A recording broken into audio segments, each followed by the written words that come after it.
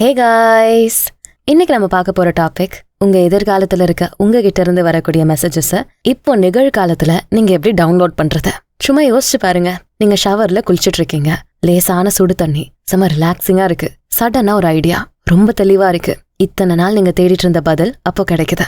இவ்வளவு நாள் நம்ம யோசிச்சு வராத இந்த பதில் இப்போ குளிக்கிறப்ப எதுக்காக வரணும்? எங்க இருந்து இந்த தகவல் நமக்கு வந்திருக்கு? யதார்த்தமா வந்துச்சா? இங்க யதார்த்தம்னு எதுவுமே இல்ல. எல்லாமே ஒன்னோட ஒண்ணு பிணைக்கப்பட்ட நடக்கிற சம்பவங்கள் தான். அப்ப இந்த மெசேஜ யாராச்சும் அனுப்புனாங்களா? அந்த ஐடியா உங்களோட ஃபியூச்சர் செல்ஃப் அனுப்புனதுன்னு நான் உங்ககிட்ட சொன்னா உங்களால நம்ப முடியுதா? நம்ம பல கால வரிசைகளை பத்தி பேசியிருக்கோம். பல ரியாலிட்டிஸ், பல டைமென்ஷன்ஸ் இருக்குன்னு பேசியிருக்கோம். ஒவ்வொரு கால வரிசைகள்லயும் நம்ம ஒவ்வொரு ஆளா இருப்போம். இதுல இருக்க ஒருத்தர்கிட்ட இருந்துதான் நமக்கு வேண்டிய தகவல்கள் வரும். சிம்பிளா சொல்லணும்னா, நீங்க ஆல்ரெடி சக்சஸ்ஃபுல்லா இருக்க உங்களோட வேற வெர்ஷன் கூட கனெக்ட் ஆகி இந்த பதில்களை வாங்கியிருக்கீங்க. கொஞ்சம் குழப்பமா நம்ப முடியாத மாதிரி இருக்குல்ல? இது சம்பந்தமா சயின்ஸும் நிறைய ப்ரூவ் பண்ணிருக்கு. பல ஆராய்ச்சிகள்ல இதுக்கான தீர்வுகள் கிடைச்சிருக்கு. ஸ்கிப் பண்ணாம இந்த பதிவை கடைசி வரை கேளுங்க. எப்படி எல்லா தகவலையும் நம்ம எதிர்காலத்துக்கிட்ட இருந்து டவுன்லோட் பண்ணி இப்ப இந்த நொடியிலேயே நம்ம சக்சஸ்ஃபுல் ஆகலான்னு கத்துப்பீங்க. நம்ம ஆடியன்ஸ்க்கு யூஸ்ஃபுல்லா இருக்கக்கூடிய ப்ரமோஷன் பண்ணணும்னா கீழே டிஸ்கிரிப்ஷன்ல இருக்க இன்ஸ்டாகிராம் லிங்க் இல்ல இமெயில் ஐடி கிளிக் பண்ணி எங்களை கான்டாக்ட் பண்ணுங்க. ஆல்ரைட். எதிர்காலம், நிகழ்காலம், கடந்த காலம், இப்படிப்பட்ட காலங்கள் எல்லாம் ஒரு மாயை தான். டைமே ஒரு இல்யூஷன் தான். ஐன்ஸ்டைன் இதை தெளிவா சொன்னாரு. இந்த காலங்கள் எல்லாம் நம்ம அனுபவிக்கிறதால நமக்கு நிஜமா தெரியுது. ஆனா உண்மையாவே இது ஒரு மாயை தான். பிளாக் யூனிவர்ஸ் தியரி கேள்விப்பட்டிருக்கீங்களா? எக்ஸாம்பிளோட எக்ஸ்பிளைன் பண்றேன். ஒரு படம் எடுத்துக்கங்க. அது நம்ம தியேட்டர்ல போடுறப்போ ஒரு ரீலா போடுறோம். படத்தோட ஆரம்பத்துல இருந்து முடிவு வர மொத்த படமும் அந்த ரீல்ல தான் இருக்கும். ஆனா நம்ம ப்ரொஜெக்டர்ல அதை பிளே பண்றப்போ ஒவ்வொரு ஃப்ரேமா அது மாறி மாறி பிளே ஆகும். இதுதான் நம்மளோட அனுபவமும். சோ இந்த நிஜ வாழ்க்கையில பாஸ்ட், பிரசன்ட், ஃபியூச்சர்னு சொல்ற எல்லா மொமெண்ட்டுமே ஒவ்வொரு காலகட்டத்துல இல்ல, இப்போ இந்த நொடியில தான் இருக்கு. ஒரே டைம்ல தான் இயங்கிட்டு இருக்கு. இப்போ குழந்தையா இருக்க நீங்க இதே டைம்ல வயசான தாத்தாவாவும் இருக்கீங்க. நீங்க குழந்தைங்கிறத உங்க கான்சியஸ்னஸ் புரிஞ்சுக்கிறதால நீங்க குழந்தையா தெரியுறீங்க. கிட்டத்தட்ட டைம் டிராவல் கான்செப்ட் மாதிரி தான்.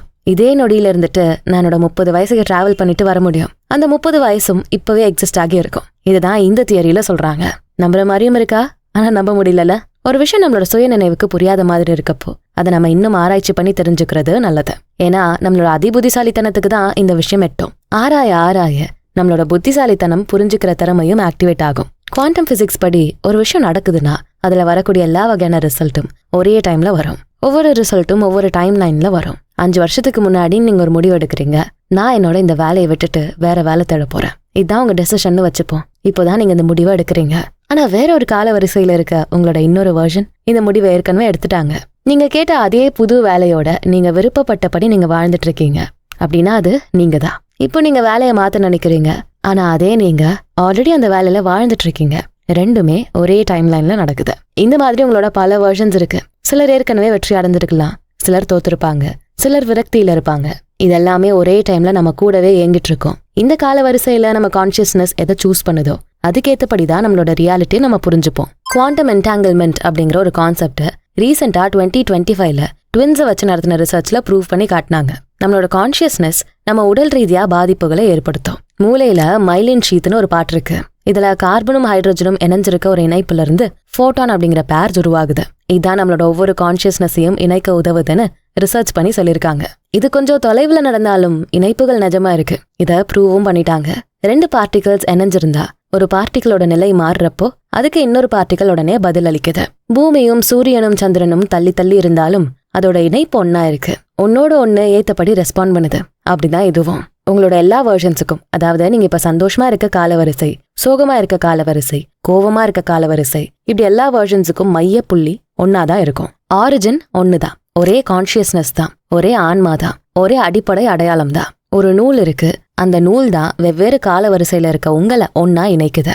இந்த நூல் ஸ்பேஸ், டைம் ரெண்டோடையும் தொடர்புடையதா இருக்கும். இதுதான் நமக்கான சேனல். இங்கதான் நம்ம டவுன்லோட் பண்ண போறோம். நம்ம எதிர்காலம்னு சொல்ற நம்மளோட இன்னொரு வெர்ஷன் கிட்ட இருக்க வெற்றி தகவல்களை இங்க இப்ப டவுன்லோட் பண்ணி யூஸ் பண்ண போறோம். நம்ம எதிர்காலத்துக்கிட்ட இருந்து நம்ம வாங்கக்கூடிய தகவல்கள் நம்ம சுயநினைவுக்கு எட்டுறதுக்கு முன்னாடியே நம்ம உடலுக்கு தெரிஞ்சிருதுன்னு ப்ரூவ் பண்ண ஒரு எக்ஸ்பெரிமெண்ட் நடத்திருக்காங்க.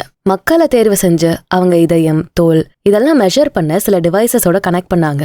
அப்புறம் ரேண்டமா சில புகைப்படங்களை அவங்களுக்கு காட்டினாங்க. சிலது அமைதியான புகைப்படம், சிலது கொஞ்சம் உணர்ச்சி வசப்பட வைக்கிற புகைப்படம். ரேண்டமா தான் இந்த புகைப்படங்கள் செலக்ட் ஆகி பிளே ஆகுது.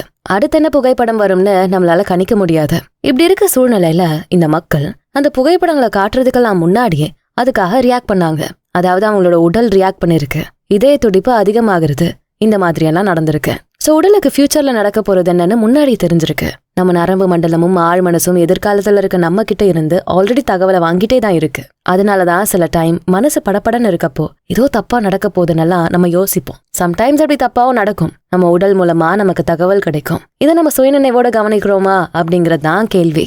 இந்த தகவல்கள் டவுன்லோட்ஸ் எல்லாம் நம்மளோட சாதாரண அப்பாற்பட்ட விஷயங்கள். இதை நாம கண்டுபிடிக்காட்டாலும் கண்டிப்பா நம்ம ரிசீவ் பண்ணிருவோம். நாமளா எல்லாருக்குமே இந்த அனுபவம் இருக்கும். உதாரணமா பல வாரமா ஒரு பிரச்சனையோட போராடிட்டு இருந்திருப்போம். ஒரு நாள் ஒரு குட்டி தூக்கம் ஒன்று போட்டு எழுந்திருப்போம். பிரச்சனைக்கே தீர்வு கிடைக்கும். பாத்ரூம்ல இருக்கப்போ திடீர்னு ஐடியாஸ் வரும். ஒருத்தர் சந்திக்கிறப்போ அவங்களோட எண்ணம் எப்படி, கேரக்டர் எப்படின்னு உடனே ஒரு எண்ணம் வரும். இதெல்லாம் நமக்கு யதார்த்தமா நடக்கல. நம்மளோட இன்னொரு வெர்ஷனான ஃபியூச்சர் செல்ஃப் கிட்ட இருந்து வரக்கூடிய தகவல்கள், அதாவது டவுன்லோட்ஸ்.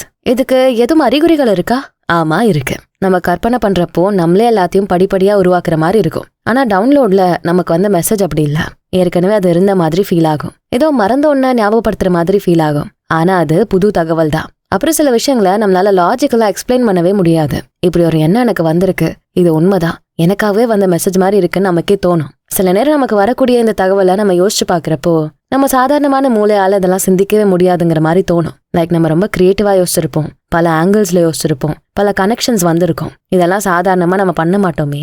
ஆச்சரியமா இருக்கே, நமக்கு இப்படி எல்லாம் தோணாதேன்னு நீங்க ஃபீல் பண்ணா அது கண்டிப்பா உங்களுக்கு ஃபியூச்சர் செல்ஃப்ட இருந்து வந்த டவுன்லோட்ஸ் தானே கன்ஃபார்ம் பண்ணிக்கோங்க. அப்புறம் வெவ்வேறு வடிவங்கள்ல அது வரும். உதாரணமா நமக்கு வர அந்த சிந்தனை யாரோ நம்ம தலைமையில இருந்து நமக்கு வார்த்தைகளா சொல்ற மாதிரி இருக்கும். சில புகைப்படங்களை பாக்குறப்போ நமக்காகவே அது காட்டப்படுற மாதிரி இருக்கும். கட் ஃபீலிங்னு சொல்லுவோம்ல, என் மனசு சொல்லுது இதுதான் சரி அப்படின்னு தோணும்ல, அதுவுமே டவுன்லோட்ஸோட அறிகுறி தான். சில நேரம் வெளி உலகத்தோட நம்ம சிந்தனைகள் எல்லாம் கூட சிங்க் ஆகும். இதுவுமே ஒரு அறிகுறி தான். நம்ம மூளை வெவ்வேறு ஃப்ரீக்வன்சில இயங்கிட்டு இருக்கு. சோ அதுல ஒவ்வொரு அலைகள் உருவாகும், பீட்டா அலைகள். இதுல நம்ம மூளை இருக்கப்போ நம்ம ரொம்ப சுயநினைவோட ஆக்டிவா சிந்திச்சுட்டு இருப்போம். இந்த டைம்ல எந்த டவுன்லோட்ஸும் வராது, ஃப்ரீக்வன்சி செட் ஆகாது. அடுத்து ஆல்ஃபா அலைகள். இங்க நம்ம முழிச்சிட்டு இருப்போம், ஆனா செம ரிலாக்ஸ்டா இருப்போம். பகல் கனவு காண்றது, லைட்டா தியானம் பண்றது, அந்த மாதிரி. இது நம்ம தகவலை பெறுறதுக்கு ஒரு ஆரம்ப கதவு மாதிரி. அடுத்து தீட்டா அலைகள். இது தூக்கத்துக்கும் எழுந்துக்கிறதுக்கும் நடுவுல உள்ள நிலை, ஆழமான தியான நிலை, ஆழமான ஓய்வு. இந்த நிலையில தான் நம்ம உள்ளுணர்வு சூப்பரா வேலை செய்யும். கிரியேட்டிவிட்டி அதிகமாகும், ரொம்ப விழிப்புணர்வோட இருப்போம். இதுதான் சரியான நிலை. இந்த நிலையில நம்ம எத்தனை தகவல்களை வேணா நம்ம எதிர்கால நிலையில இருந்து வாங்கிக்க முடியும். பாதை திறந்திருக்கும். நம்ம குளிக்கிறப்போ, ரொம்ப ரிலாக்ஸ்டா நடக்கிறப்போ, குட்டி தூக்கம் தூங்குறப்போ இந்த நிலையில தான் இருப்போம். அதனாலதான் நமக்கு இந்த பல ஐடியாஸ் அப்ப வருது. தியானம் செய்யறப்பவும் நம்ம இந்த நிலைக்கு தான் போறோம். அப்பதான் நம்ம ஆழ் மனசை ஆக்டிவேட் பண்ண முடியும். இந்த நிலையில நம்ம எதிர்காலத்துல இருந்து தகவல்கள் வரும். சரி, நான் என்னோட ஃபியூச்சர் செல்ஃபோட இன்னைக்கு ராத்திரி கனெக்ட் ஆக விரும்புறேன். இப்ப நான் என்ன ஸ்டெப்ஸ் எடுக்கணும்? ஸ்டெப் நம்பர் 1, ஒரு இடத்தை உருவாக்குங்க. இடம் எப்படி இருக்கணும்னா எந்த தொந்தரவும் இல்லாத ஃப்ரீயான இடமா, பாதுகாப்பான இடமா இருக்கணும். வீடு இல்லைன்னா ரொம்ப அமைதியா இருக்க ஒரு காஃபி ஷாப் இல்ல லைப்ரரியில கூட இதை பண்ணலாம். அமைதியான பாதுகாப்பான இடமா இருக்கணும். ஒரு நோட்டை ரெடியா வச்சுக்கோங்க. நம்ம எதிர்காலத்துல இருந்து தகவல் வந்தா அது உடனே மறைய ஆரம்பிச்சிடும். அந்த டவுன்லோட்ஸை எழுதி வைக்க ஒரு நோட் அவசியம். அடுத்து தெளிவான எண்ணம். குறிப்பிட்ட கேள்விகளை யோசிச்சு வச்சுக்கோங்க. எனக்கு உதவி பண்ண, இப்படி புரியாமலாம் கேட்க கூடாது. என் பிசினஸ்ல நான் இது வரைக்கும் இவ்ளோ பண்ணிட்டேன், இது அடுத்த ஸ்டெப்புக்கு போக நான் என்ன பண்ணணும்? இந்த சூழ்நிலை மோசமா இருக்கு, இல்ல நான் ஏதோ ஒண்ணு மிஸ் பண்றேன், என்னன்னு எனக்கு சொல்ல. இப்படி தெளிவா கேட்கணும். நம்ம கேள்வி தெளிவா இருந்தா கிடைக்கிற பதில் தெளிவா இருக்கும். முதல் ஸ்டெப்ல இதை தான் பண்ணணும். அடுத்த ஸ்டெப் நம்பர் 2, உங்க ஃப்ரீக்வன்சியை மாத்தணும். ஏன்னா நீங்க அமைதியான இடத்துல செட்டப் எல்லாம் பண்ணிட்டு உட்கார்ந்து இருந்தாலும் உங்களோட மூளை பீட்டா வேவ் அப்படிங்கிற நிலையில தான் இருக்கு. சோ நீங்க விழிப்புணர்வோட ரொம்ப சுயநினைவோட இருக்கீங்க. நம்ம முன்னாடியே பார்த்தோமே, தீட்டா நிலை. இங்கதான் நம்மளால ஆழ் மனசை ஆக்டிவேட் பண்ண முடியும். அப்பதான் எதிர்காலத்துல இருந்து வர டவுன்லோட்ஸை நம்மளால ரிசீவ் பண்ண முடியும். இந்த அமைதியான இடத்துல ஸ்டெப் 1ல பார்த்தபடி எல்லாத்தையும் செட் பண்ணிட்டு உங்க கண்களை மூடுங்க. கையை உங்க இதயத்துக்கிட்ட வச்சுக்கோங்க. 3 முறை நல்லா மூச்சு விடுங்க. உங்க மனசை ஃபோக்கஸ் பண்ணுங்க. நீங்க ஆழமா மூச்சு விட விட உங்களுக்கு ரிலாக்ஸ் ஆக ஆரம்பிக்கும். உங்க உடல் எடைய ஃபீல் பண்ணுங்க. இந்த நொடி இப்ப நீங்க இங்க இருக்கீங்க அப்படிங்கிற ஃபீல் இருக்கட்டும். எனக்கு கிடைச்ச இந்த நிம்மதியான வாழ்க்கைக்கு நன்றி, நான் சந்தோஷமா இருக்கேன், அதுக்கு நான் நன்றியோட இருக்கேன். எனக்கு கிடைச்ச வேலைக்கு நன்றி, என் ஆரோக்கியத்துக்கு நன்றி. இப்படி மனசார நன்றி சொல்லுங்க. நீங்க நன்றி சொல்ல சொல்ல உங்க உடலும் மனமும் இன்னும் ரிலாக்ஸ் ஆகும், பாசிட்டிவ் எனர்ஜி அதிகமாகும். சோ நீங்க எதை சார்ந்து நன்றி சொல்லிட்டு இருக்கீங்களோ அது கூட நீங்க இன்னும் நெருக்கமா கனெக்ட் ஆக ஆரம்பிப்பீங்க. அடுத்த ஸ்டெப் நம்பர் 3, கான்டாக்ட உருவாக்கணும். இப்படி நீங்க ரிலாக்ஸ் ஆக ஆக உங்க மனம் தீட்டா நிலைக்கு வர ஆரம்பிக்கும். எங்க உங்களோட இன்னொரு வெர்ஷனை நீங்க கான்டாக்ட் பண்ண முடியும். இது கற்பனையான கேரக்டர் இல்ல, இன்னொரு கால வரிசையில உங்களோட இந்த வெர்ஷன் ஏற்கனவே சக்சஸ்ஃபுல்லா இருக்காங்க. சோ மனசுக்குள்ளேயே சொல்லிக்கங்க, நான் எதெல்லாம் அடைய ஆசைப்பட்டனோ அதை ஆல்ரெடி அடைஞ்சு சந்தோஷமா வாழ்ந்துட்டு இருக்க என்னோட இன்னொரு வெர்ஷனை நான் அழைக்கிறேன். என் எல்லா கேள்விகளுக்கும் பதில் தெரியுற என்னோட இன்னொரு சக்சஸ்ஃபுல் வெர்ஷனை நான் அழைக்கிறேன். என்னை இப்போ இந்த நொடி வழி நடத்தக்கூடிய என்னோட சக்சஸ்ஃபுல் வெர்ஷனை நான் அழைக்கிறேன். இப்படி உங்களுக்குள்ள சொல்லிக்கிட்டே இருங்க. இங்க வார்த்தைகளுக்கு சக்தி இருக்கு, ஆனா அதை விட முக்கியம் நீங்க மனசார வைக்கிற இன்டென்ஷனும் நம்பிக்கையும் தான். நீங்க யோசிக்க யோசிக்க அதே வெர்ஷனை நீங்க நேர்ல பாக்குற மாதிரி ஃபீல் பண்ணுவீங்க, இல்ல கிட்ட இருக்க மாதிரி சென்ஸ் பண்ணுவீங்க. உங்க வெர்ஷன் உங்களுக்குள்ள வர ஆரம்பிச்சிட்டா உங்களுக்கு இந்த அறிகுறிகள் எல்லாம் தெரியும். ரொம்ப அரவணைப்பா ஃபீல் பண்ணுவீங்க. ஒரு ஒலி உங்க கண்ணுக்குள்ள ஃபீல் ஆகும். நெத்தி பகுதியில லேசா அழுத்தம் இல்ல கூசுற மாதிரி இருக்கும். மனசு ரொம்ப விரிவடைஞ்ச மாதிரி இருக்கும். என்ன வருதோ அதை நம்புங்க. அது ரொம்ப குறைவா இருந்தாலும் சரி, நம்மளால ஸ்ட்ராங்கா நம்ம வெர்ஷனை ஃபீல் பண்ண முடியாட்டினா கூட அதை நம்பணும். அடுத்த ஸ்டெப் நம்பர் 4, கேளுங்க, அடையுங்க. இந்த அறிகுறிகள் எல்லாம் ஃபீல் ஆகி என்னோட வெர்ஷன் எனக்கு நெருக்கமா தான் இருக்குன்னு நீங்க உணர ஆரம்பிக்கிறப்போ நீங்க ஆல்ரெடி உருவாக்கி வச்சிருக்க கேள்விகளை கேட்க ஆரம்பிங்க. ஒருத்தர்கிட்ட நீங்க இந்த கேள்விகளை கேட்டா எப்படி கேட்பீங்களோ அந்த மாதிரி தெளிவா கேளுங்க. கேட்டுட்டு பதில் வருமா வராதானெல்லாம் யோசிக்காம அந்த கேள்வி அப்படியே போகணும். நம்ம கேள்வி கேட்டதும் அதை ஆராய ஆரம்பிக்கிறோம். அதுக்கு இப்படியெல்லாம் தான் பதில் வரப்போகுது நம்மளே யோசிக்கிறோம். ஒருவேளை இப்படி பதில் வராம போயிடுமோன்னு வருத்தப்படுறோம். இப்படி நம்பிக்கை ஒரு பக்கம் வருத்தம் ஒரு பக்கம்னு கேள்விகளை இறுக்கி வச்சுக்கிறோம். அதை போக விட்டாதானே பதில் தெளிவா கிடைக்கும். நீங்க இப்படி யோசிச்சுக்கிட்டே இருக்கப்போ நமக்கான ஓபன் பண்ணிருக்க வழி ஜாம் ஆகும். இது எப்படின்னா, ரேடியோ சிக்னலை நீங்க ரிசீவும் பண்ணணும், ஒரே டைம்ல அதை டிரான்ஸ்மிஷனும் பண்ணணும். இது எப்படி சாத்தியம்? அதனாலதான் ஒரு காலி பாத்திரம் எப்படி இருக்குமோ அப்படி இருக்கணும். நம்மளோட சிக்னல் ஆண்டனா ஃபியூச்சர் செல்ஃபை நோக்கி இருக்கணும். அப்பதான் டிரெக்டா ரிசீவ் பண்ண முடியும். என்ன நடக்குது, எனக்கு கிடைக்குமா, இப்படி கவலை எல்லாம் பட வேண்டாம். உங்க வேலை ஜஸ்ட் ரிசீவ் பண்றது மட்டும்தான். என்னெல்லாம் வருதோ அதெல்லாம் நோட்டீஸ் பண்ணுங்க. புகைப்படங்கள் வந்தா அதை கவனிச்சு வச்சுக்கோங்க. வார்த்தைகள் எப்படி வருதோ அதை எடிட் பண்ணாம கட் பண்ணாம அப்படியே ஏத்துக்கங்க. என்ன உணர்வுகள் எல்லாம் வருதோ அதெல்லாம் ஃபீல் பண்ணுங்க. சில ஞாபகங்கள் கூட ட்ரிகர் ஆகும், அதையுமே நோட் பண்ணுங்க. அதுவுமே உங்க மெசேஜோட கனெக்ஷனா இருக்கும். சில சிம்பிள்ஸ் வரும், அதையும் நோட் பண்ணிக்கணும். எதையும் ஜட்ஜ் பண்ணக்கூடாது, எதையும் தவிர்க்க கூடாது. எல்லாமே உங்களுக்கு வரக்கூடிய நுணுக்கமான தகவல்கள் தான். முதல் தடவை ப்ராசஸ்லாம் லேட் ஆகலாம், ரொம்ப நேரம் வெயிட் பண்ற மாதிரி இருக்கலாம். சோ பொறுமையா இருங்க. அடுத்து ஸ்டெப் நம்பர் 5, எழுதி வச்சுக்கோங்க. எல்லாமே முடிஞ்ச அப்புறம் உங்களுக்கு ஒரு ஃபீல் வரும். எல்லா பேச்சுவார்த்தையும் நல்லபடியா முடிஞ்சிருச்சு அவ்வளவுதான் தோணும். சோ உடனே உங்க ஃபியூச்சர் செல்ஃபுக்கு நன்றி சொல்லுங்க. நன்றி உணர்வு உங்களோட நெருக்கத்தை வலிமையாக்கும். எல்லாம் முடிஞ்சிருச்சு. உடனே கண்ணை திறக்காம நீங்க ஆல்ரெடி இதை அடைஞ்சிட்டதா ஸ்ட்ராங்கா ஃபீல் பண்ணுங்க. உடல்ல ஃபீல் பண்ணுங்க. நீங்க கேட்டது கிடைச்சாச்சுன்னு மனசார ஃபீல் பண்ணுங்க. எதையாவது செய்யற மாதிரி கற்பனை பண்ணீங்கன்னா அதை உண்மையா செய்யற மாதிரி ஃபீல் பண்ணி கற்பனை பண்ணுங்க. இப்போ உங்க கண்ணை திறங்க. கண்ணை திறந்த உடனே நீங்க செய்ய வேண்டிய வேலை, நீங்க பக்கத்துல எடுத்து வச்சிருந்தீங்கல்ல டைரி இல்ல நோட்டு, அதுல எல்லாத்துலயும் எழுதணும். நீங்க பார்த்த எல்லா புகைப்படங்கள், எல்லா வார்த்தைகள், உணர்வுகள், சிம்பிள் எல்லாத்தையுமே ஒண்ணு விடாம நோட் பண்ணணும். எதையும் மறைக்க வேண்டாம், எதையும் மாத்தி எழுத வேண்டாம், அப்படியே எழுதுங்க.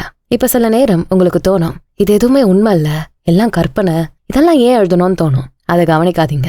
இதெல்லாம் உண்மைன்னு நீங்க நம்பிக்கை வைக்கணும். இந்த ப்ரொசீஜரை பண்றதுக்கு சரியான நேரம் என்னன்னு பார்க்கலாம். காலையில தூங்கி எழுந்ததுக்கு அப்புறம் கண்ணை திறந்து ஆக்டிவ் ஆகிறதுக்கு முன்னாடி நம்ம மூளை தீட்டா நிலையில தான் இருக்கும். சோ ஏற்கனவே நம்ம எதிர்காலத்தோட பேசுறதுக்கான கதவு திறந்துதான் இருக்கும். இந்த சான்ஸை யூஸ் பண்ணிக்கோங்க.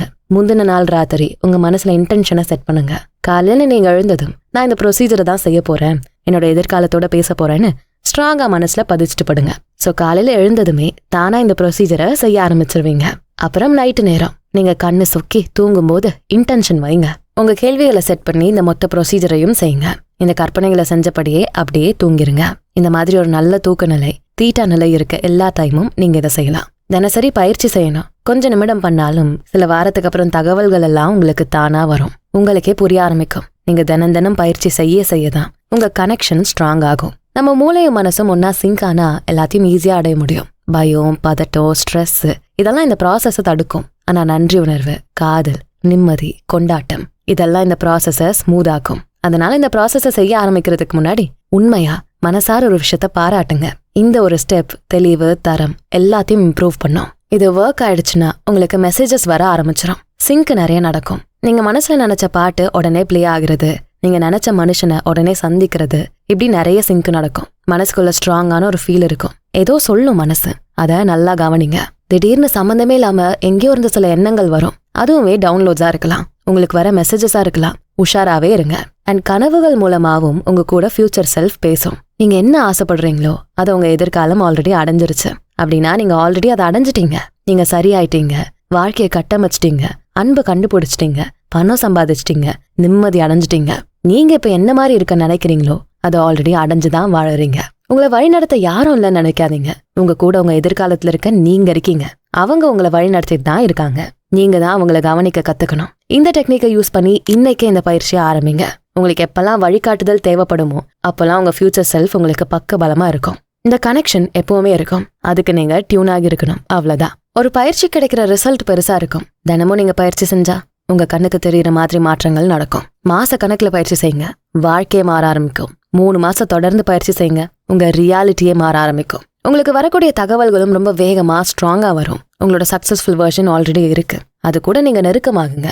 தகவல்களை டவுன்லோட்ஸை ரிசீவ் பண்ணுங்க. தொடர் பயிற்சி வாழ்க்கையை மட்டுமில்ல, லைஃபையே மாத்தும். நான் முன்னாடி சொன்ன மாதிரி காலம் ஒரு மாயை தான். உங்க ஃபியூச்சர் இப்ப இங்கதான் இருக்கு. அதை ஆக்சஸ் பண்ணி இப்பவே வாழ ஆரம்பிங்க. இந்த பெஸ்டான கான்டென்ட்டை நாங்க கொண்டு வர்றதுக்கு நிறைய டைம் எடுத்து ரிசர்ச் பண்றோம், எஃபர்ட் போடுறோம். எங்களோட இந்த ஆடியோஸை நீங்க என்ஜாய் பண்றீங்க, உங்களுக்கு ரொம்ப பயனுள்ளதா இருக்குன்னா உங்களோட சப்போர்ட் கண்டிப்பா எங்களுக்கு வேணும். உங்களோட என்கரேஜ்மெண்ட் இருந்தா எங்களுக்கு ரொம்பவே பயனுள்ளதா இருக்கும். சோ எங்களோட யூடியூப் மெம்பர்ஷிப் குரூப்ல ஜாயின் பண்ணிக்கோங்க. இதனால உங்க சப்போர்ட் கண்டிப்பா எங்களுக்கு இருக்கும். பிளஸ் உங்களுக்கு நாங்க பண்ற கான்டென்ட்ஸ் ரொம்ப பிடிச்சிருக்கணும் எங்களுக்கு புரியும். நாங்களும் இன்னும் சூப்பரான கான்டென்ட்ஸை கொடுக்க ஆரம்பிப்போம். சோ உடனே நம்ம யூடியூப் மெம்பர்ஷிப் குரூப்ல ஜாயின் பண்ணிக்கோங்க.